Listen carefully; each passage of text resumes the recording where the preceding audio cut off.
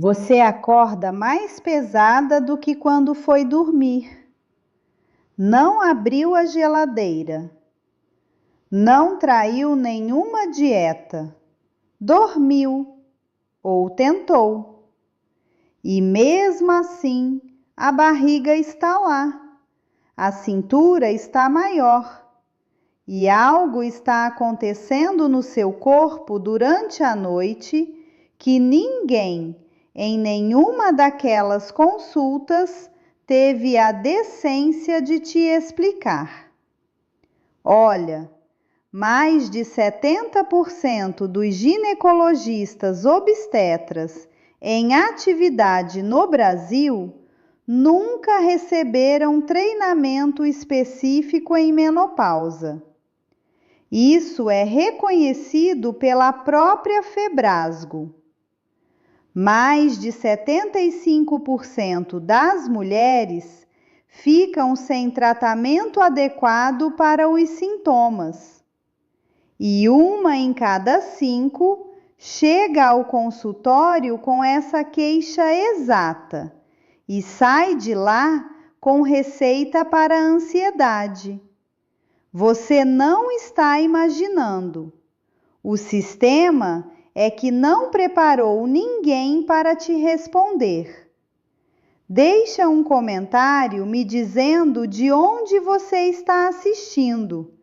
Eu quero saber até onde essa conversa está chegando. O que ninguém te disse e o que você vai entender completamente até o final dessa conversa é que o seu estradiol caiu de algo entre 50 e 500 pegagramas por mililitro durante os seus anos férteis para entre 0 e 20 pegagramas por mililitro agora. Isso é uma queda de 95%. Esse é o hormônio que regula mais de 400 funções no seu corpo, incluindo o freio principal do seu cortisol, o hormônio do estresse. Existe um mecanismo específico, documentado em estudos clínicos, que explica por que o seu corpo ganha peso enquanto você dorme. Nenhuma dieta, nenhum treino, nenhum suplemento chega perto desse mecanismo. O silêncio termina aqui. Isso não começou com você. Começou antes, muito antes. Na maioria dos currículos de medicina no Brasil, o tema da menopausa recebe menos de 1 hora em todo o curso de graduação. 1 hora para uma transição biológica que vai acompanhar metade da população pelo resto da vida. Então, quando você entrou naquele consultório e saiu sem respostas, não foi descaso pessoal, foi formação ou a falta dela. A médica não te falhou porque não se importava. Ela te falhou porque ninguém a ensinou a te responder. Em 2002, o estudo americano Women's Health Initiative gerou pânico global sobre a terapia de reposição hormonal. As prescrições de TRH desabaram no Brasil em menos de 2 anos. O detalhe que ninguém comunicou direito: os riscos observados envolviam mulheres que iniciaram o tratamento depois dos 60 anos, não aos 50, não na perimenopausa. A mensagem que chegou ao consultório foi simples: TRH é perigoso.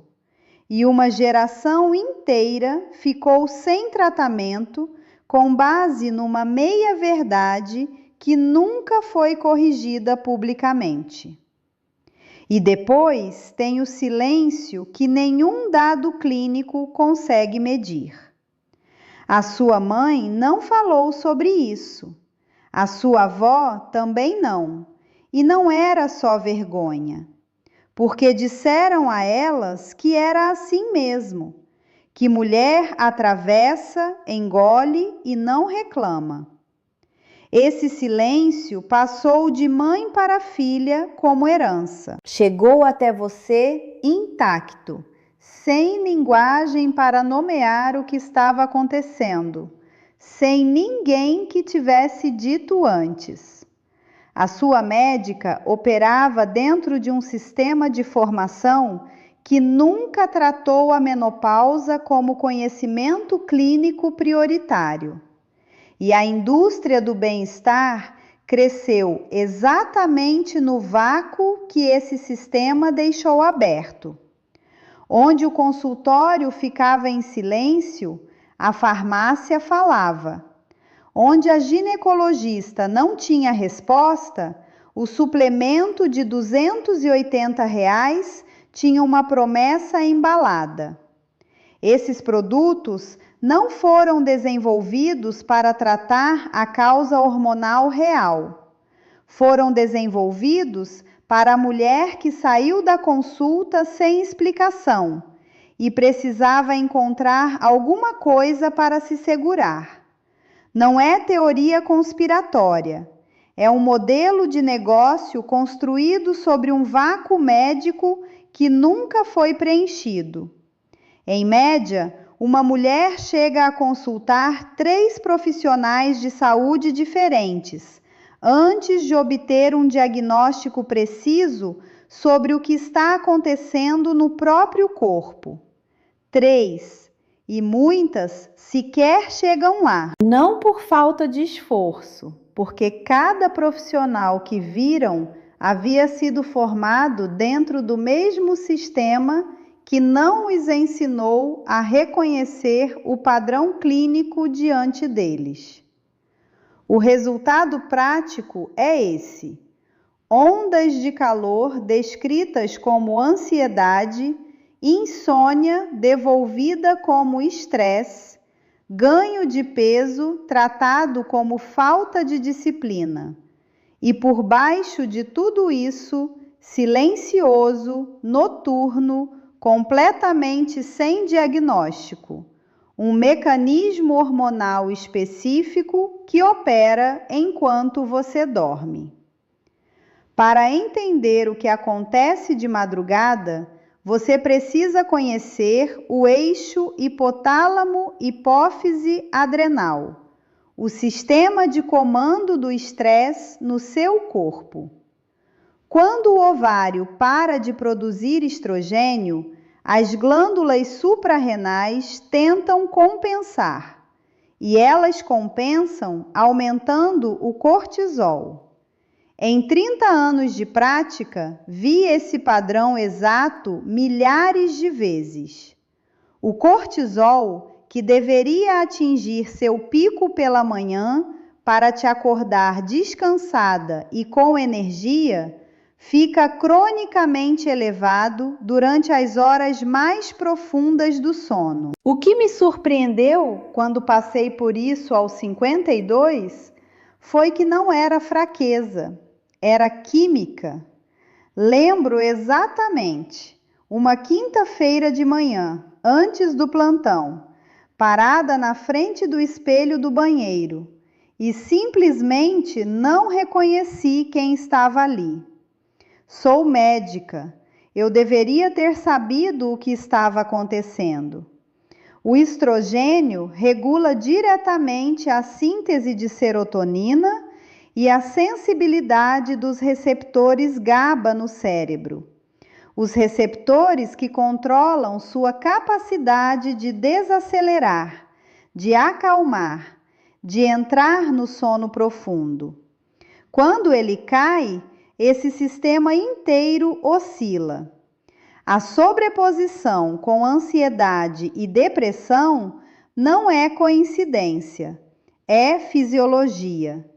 E aí chegamos no metabolismo, que é onde a coisa fica mais concreta. O cortisol elevado de madrugada instrui o fígado a liberar glicose no sangue como se você estivesse em emergência. Isso eleva a insulina. Insulina cronicamente elevada instrui o tecido adiposo a armazenar gordura, preferencialmente no abdômen visceral, entre os órgãos, exatamente onde você está sentindo esse acúmulo que não responde a nada. Isso não é disciplina falhando. É um ciclo metabólico com origem hormonal, completamente documentado, completamente ausente da consulta de rotina. O cortisol noturno de uma mulher na pós-menopausa pode chegar, em média, a 2 a 3 vezes o nível que ela tinha antes da menopausa. Isso não é variação normal. É um estado de alerta biológico que o seu organismo está declarando toda noite enquanto você tenta dormir. E a consequência direta desse estado é mensurável. O tecido adiposo visceral aumenta entre 25% e 40% na menopausa não tratada, mesmo sem mudança alimentar. Essa gordura, por sinal, não fica passiva. Ela produz substâncias inflamatórias que retroalimentam o próprio ciclo hormonal que a criou. E aqui está o ponto que a maioria das nutricionistas não sabe, porque também não foi o que ensinaram a elas. A resistência à insulina se acelera entre 30% e 50% nos 5 anos seguintes à menopausa, independente do peso corporal. Independente. O mesmo prato que você comia aos 42 anos e que não movia a balança, agora eleva o pico de insulina de forma desproporcional. Não porque você mudou, porque o estrogênio era o modulador da sensibilidade dos seus receptores de insulina, e ele não está mais disponível para fazer esse trabalho. A dieta que funcionou antes não funciona mais, não por falta de disciplina, mas porque a bioquímica mudou por completo. Tive uma paciente, vou chamá-la de Renata. Ela chegou ao consultório e me disse, com um cansaço que eu reconheci antes de ela terminar a frase: doutora, eu durmo 8 horas e acordo mais exausta do que fui dormir. Minha barriga continua crescendo e eu não comi nada de diferente. Começo a achar que estou ficando louca. Eu expliquei o que estava acontecendo. O cortisol noturno dela estava fragmentando os ciclos de sono, impedindo as fases em que o hormônio de crescimento é secretado e onde a lipólise é máxima. Sem essa janela metabólica, o corpo não queima gordura durante o sono, ele a armazena. Ela ficou quieta por um momento e depois disse: então, não é que eu estou fraca, é que ninguém nunca me explicou como o meu corpo funciona agora. Ela tinha 53 anos e estava nesse ciclo havia 6 anos. E há outro hormônio que raramente aparece nessa conversa, a progesterona. Ela cai para próximo de 0 junto com o estrogênio, não depois, não devagar, ao mesmo tempo. A progesterona tem função direta no sistema nervoso central, como agente calmante e regulador do sono.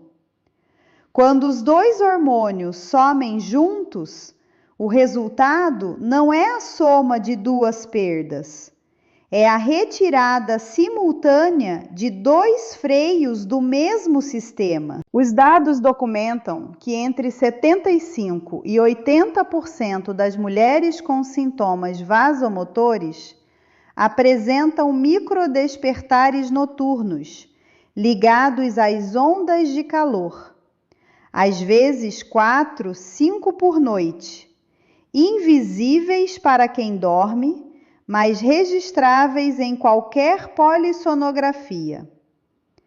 Os receptores de estrogênio no tecido ósseo perdem o sinal que ativa a construção de osso novo, e a remodelação óssea começa a pender para o lado da perda, silenciosamente, bem antes de aparecer em qualquer densitometria solicitada como rotina. As células que revestem as artérias perdem um de seus principais agentes anti-inflamatórios. No hipocampo, a estrutura responsável por memória e orientação espacial, os receptores de estrogênio respondem à queda hormonal com o que os pesquisadores chamam de névoa cognitiva. Não é abstração, é uma alteração mensurável na velocidade de processamento e na consolidação da memória. E aqui é onde a raiva silenciosa começa a fazer sentido.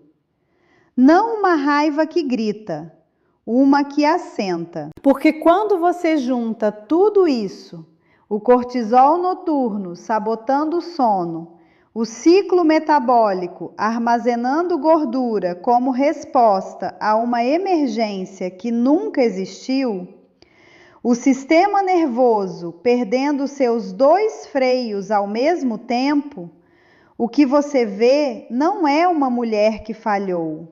É uma mulher que foi deixada sem informação, enquanto o próprio corpo enviava sinais que qualquer médica treinada em menopausa reconheceria.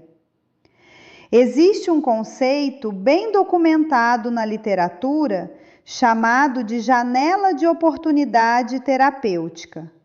Um período de até 10 anos após o início da menopausa, em que a intervenção hormonal oferece proteção cardiovascular, óssea e cognitiva significativamente maior. Muitas mulheres cruzam essa janela inteira sem saber que ela existe. Você não está louca, você não está sozinha. O que aconteceu com você tem nome, tem mecanismo, tem décadas de literatura clínica documentando cada camada. Isso não é envelhecimento, é uma mudança hormonal em cascata que ninguém te explicou. A crença de que você estava fazendo algo errado colapsou agora, porque você estava fazendo tudo certo. Você dormia, você tentava, você pedia ajuda, e o sistema que você procurou, na maioria das vezes, simplesmente não tinha o treinamento para te responder. Se nada mudar nos próximos 1 a 3 anos, as ondas de calor noturnas continuam, não por mais um mês, não por uma estação. Estudos documentam que, sem intervenção, elas persistem em média entre 7 e 14 anos, e cada noite interrompida vai se somando à anterior. A dívida de sono compromete a memória, a regulação emocional, a paciência que você sente que perdeu. E por baixo de tudo, uma voz que vai ficando mais forte a cada mês. O que está errado comigo? Entre 3 e 10 anos, o custo começa a aparecer nos ossos, silencioso, sem dor, sem aviso. Mulheres perdem até 20% da massa óssea nos primeiros 5 a 7 anos após a menopausa, em aceleração. O estrogênio era o sinal que instruía o tecido ósseo a se reconstruir. Sem ele, a remodelação só pende para um lado. Esse processo não aparece em exame de rotina. No mesmo período, o risco cardiovascular começa a subir de forma silenciosa. O estrogênio tinha ação direta no endotélio, as células que revestem suas artérias, mantendo-as flexíveis e com menor inflamação. A síndrome geniturinária também se instala nesse intervalo e, diferente de outros sintomas, ela não melhora sozinha. É progressiva e raramente é mencionada numa consulta de rotina, porque ninguém te ensinou a perguntar. Em 10 a 30 anos, as consequências que ficaram sem atenção deixam marcas permanentes. A osteoporose afeta 1 em cada 2 mulheres acima dos 50. E a fratura de quadril costuma ser o primeiro sinal que qualquer médico leva a sério, quando o custo já está pago. O risco de demência cresce com décadas sem o suporte neuroprotetor do estrogênio. A doença cardiovascular, não o câncer, torna-se a principal causa de morte de mulheres após os 60 anos. Por isso, a janela importa. E enquanto tudo isso avança no físico, há um custo acontecendo agora, dentro da sua cabeça. Ansiedade presente em mais de 70% das mulheres nessa transição, diagnosticada como transtorno de humor, não como sintoma hormonal. A taxa de depressão dobra na perimenopausa. E sobre tudo isso, vergonha. A sensação de que você deveria estar dando conta, que as outras estão bem, que o problema é exclusivamente seu. Me conta nos comentários qual dessas consequências você está vivendo agora e que te disseram que era só estresse, só cansaço, só envelhecimento. Porque isso não é falha pessoal, é silêncio herdado, com custo físico mensurável. O que você leva daqui é linguagem, e linguagem é o que o sistema responde. Na próxima consulta, você entra diferente. Você pergunta, direto e sem se desculpar. Doutora, a senhora tem alguma especialização ou formação continuada em menopausa ou climatério? Se a resposta for vaga, você já sabe o que aquela consulta vai render. Aí você pede, por nome, com calma, sem pedir permissão, um painel hormonal completo, estradiol, progesterona, testosterona e painel tireoidiano completo, não só o TSH isolado. Insulina de jejum, se o peso não está respondendo a nada que você tenta. Densitometria óssea, se você tem mais de 50 anos e ainda não tem esse número na mão. FSH, se ninguém confirmou ainda em que estágio da perimenopausa você está. E se a médica olhar para os seus resultados e disser que tudo está dentro da normalidade, você responde com exatamente essas palavras. Eu entendo que os valores podem parecer dentro da faixa padrão, mas estou vivenciando ondas de calor, acúmulo de gordura abdominal e sono fragmentado, que comprometem minha qualidade de vida diariamente. Gostaria que esses sintomas fossem investigados como causas hormonais possíveis, não descartados como estresse ou envelhecimento. Para encontrar uma profissional com formação real em climatério, procure certificação pela SOBAN, Sociedade Brasileira para o Estudo do Climatério, ou o diretório da International Menopause Society. Isso é difícil, eu sei que é. Você está pedindo a um sistema que te falhou que de repente te atenda. Mas agora você tem o idioma que ele entende e que até hoje ninguém tinha te ensinado a falar. Você não está falhando. Você nunca soube a verdade sobre o que estava acontecendo com você. Não é confronto. É o que uma paciente informada soa quando entra numa sala. Você sai daqui como essa mulher, não como alguém com um corpo que falhou, como alguém que finalmente tem entendimento clínico real e as ferramentas concretas para exigir o cuidado que sempre mereceu. O silêncio que chegou até você como herança da sua mãe, da sua avó, de cada mulher antes de você que foi mandada embora de um consultório sem resposta. Esse silêncio termina nessa conversa.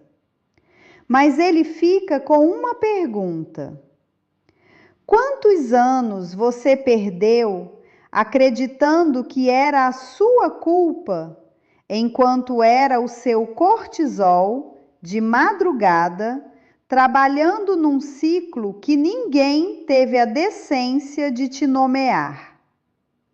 A próxima conversa é sobre como navegar o sistema que te falhou.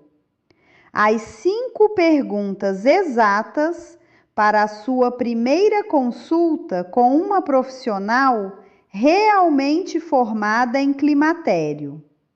E o que as respostas revelam sobre se você está no lugar certo. Entender o mecanismo foi o primeiro passo. O próximo é navegar. Me conta nos comentários o que você precisava ter ouvido antes e que só chegou até você hoje. Eu leio cada um. Cuide de você. Te vejo no próximo.